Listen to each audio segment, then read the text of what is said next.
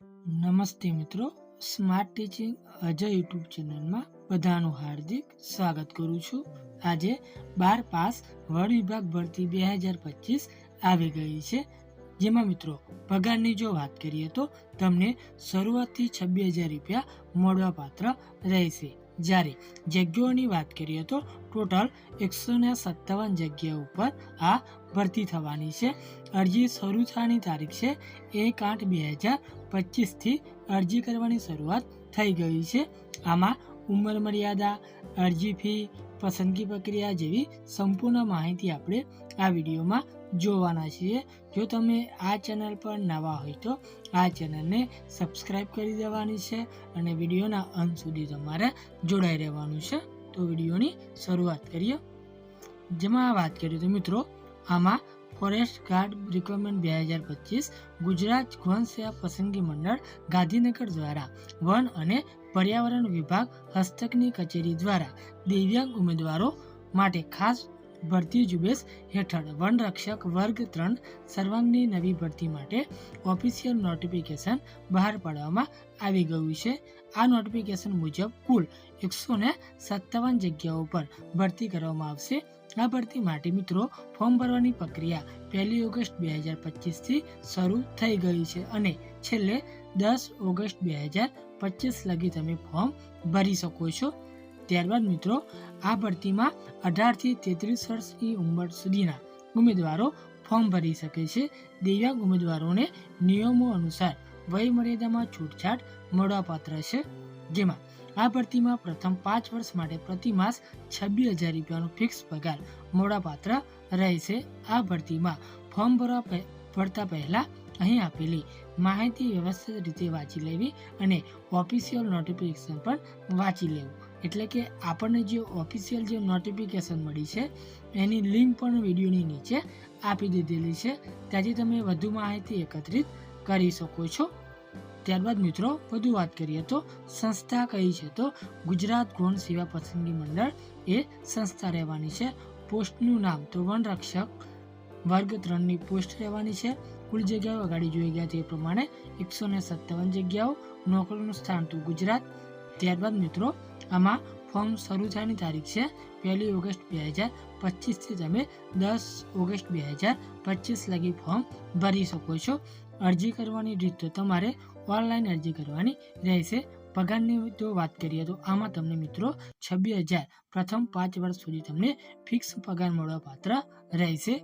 ત્યારબાદ મિત્રો આપણે જગ્યાઓ આગળ જોઈ ગયા તે પ્રમાણે 157 જગ્યાઓ આપવામાં આવેલી છે.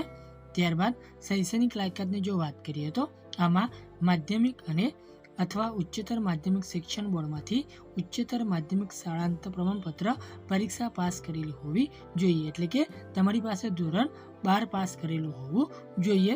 ત્યારબાદ સરકારે તે તરીકે માન્ય કરેલી તેને સમકક્ષ લાયકાત ધરાવતો હોવો જોઈએ. ત્યારબાદ ગુજરાત મુલકી સેવા વર્ગીકરણ અને ભરતી સામાન્ય નિયમો 1967માં ઠરાવ્યા પ્રમાણોની કોમ્પ્યુટરના ઉપયોગ અંગેની પાયાની જાણકારી ધરાવતો હોવો જોઈએ. ત્યારબાદ ગુજરાતી અથવા હિન્દી અથવા બંનેનું પૂરતું જ્ઞાન ધરાવતો હોવો જોઈએ. જો મિત્રો તમે આ લાયકાત ધરાવતા હોય તો તમે અરજી કરી શકો છો.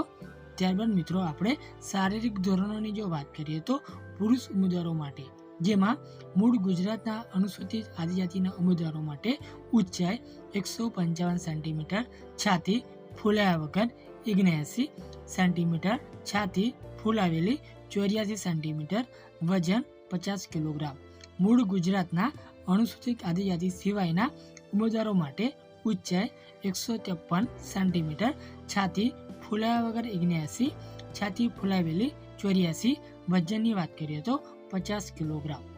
ત્યારબાદ મિત્રો આગળ વાત કરીએ તો મહિલા ઉમેદવારો માટે તો આમાં ગુજરાતના મૂળના અનુસૂચિત આદિજાતિ ઉમેદવારમાં ઊંચાઈની વાત કરીએ તો 145 સેન્ટીમીટર, વજનની વાત કરીએ તો 50 કિલોગ્રામ. ગુજરાતના મૂળ અનુસૂચિત આદિજાતિ સિવાય ઉમેદવારની વાત કરીએ તો ઊંચાઈ 150 સેન્ટીમીટર, વજન 50 કિલો.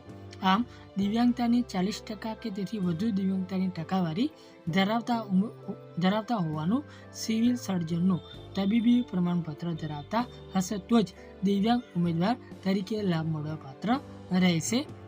ત્યારબાદ મિત્રો આપણે ઉંમર મર્યાદાની જો વાત કરીએ તો આમાં 18થી ઓછી નહીં અને 33 વર્ષથી વધુ નહીં તારીખ 10/7/2025 રોજ ગણવામાં આવશે. આમાં દિવ્યાંગ ઉમેદવારને નીચે મુજબ નિયમો અનુસાર વય મર્યાદામાં છૂટછાટ મળવાપાત્ર રહેશે. ત્યારબાદ મિત્રો પગાર ધોરણની જો વાત કરીએ તો આમાં વનરક્ષક વર્ગ 3 પ્રથમ 5 વર્ષ માટે પ્રતિમાસ ₹26,000ના ફિક્સ પગારથી નિમણૂક અપાશે. ત્યારબાદ 5 વર્ષના અંતે સેવાઓ સંતોષકારક જણાયથી 7મા પગાર પંચ મુજબ ₹18,000થી લઈને ₹56,900 લેવલ 4ના પગાર ધોરણમાં નિયમિત નિમણૂક મેળવવાનો પાત્ર થશે તો તમને મળવાપાત્ર રહેશે. ત્યારબાદ મિત્રો અરજી ફીની વાત કરીએ તો નોટિફિકેશનમાં અરજી ફી અંગે કોઈ વિગત આપેલી નથી. કૃપયા કરીને ઓફિશિયલ નોટિફિકેશનનો સંદર્ભ તમારે લેવાનો છે. ત્યારબાદ મિત્રો પસંદગી પ્રક્રિયાની વાત કરીએ તો આમાં પસંદ પ્રક્રિયા વિશેની વિગતવાર માહિતી ઓફિશિયલ નોટિફિકેશનમાં આપવામાં આવેલી છે. તેમાં MCQ OMR, MCQ કોમ્પ્યુટર, ત્યારબાદ પરીક્ષાનો ઉલ્લેખ છે. રમતગમતના વધારાના ગુણ અને NCC સર્ટિફિકેટના વધારાના ગુણ પણ પસંદગીમાં ધ્યાનમાં લેવામાં આવશે. જો તમને આ માહિતી ઉપયોગી થઈ હોય તો આ ચેનલને સબસ્ક્રાઇબ કરી દેવાની છે, વિડીયોને લાઈક શેર કરી દેવાનું છે, કેમ કે દરેક ભરતીની નોટિફિકેશન આપણે લાવતા હોઈએ છીએ. રજા લઈએ. જય હિન્દ, જય ભારત.